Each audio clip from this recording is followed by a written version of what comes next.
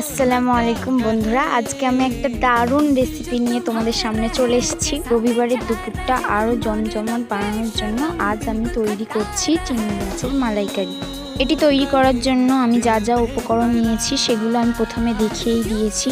প্রথমেই গ্যাস জ্বালিয়ে একটা প্যান বসিয়ে তাতে সামান্য তেল দিয়ে তাতে পেঁয়াজ কুচিগুলো দিয়ে ভালোভাবে নেড়ে সেটি হালকা রং চলে এলে এক এক করে টমেটো কুচি, তেজপাতা, হলুদ, লঙ্কা আর গুঁড়ো, নুন, চাট মশলা, জিরের গুঁড়ো সব কিছু ভালোভাবে নেড়ে চিংড়ি মাছ ও পরিমাণ মতো আদা রসুন দিয়ে আবার ভালোভাবে নেড়ে নিলাম।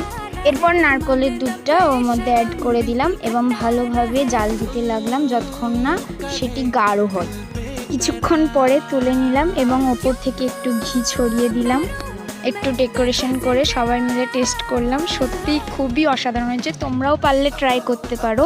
আর যে ট্রাই করেছো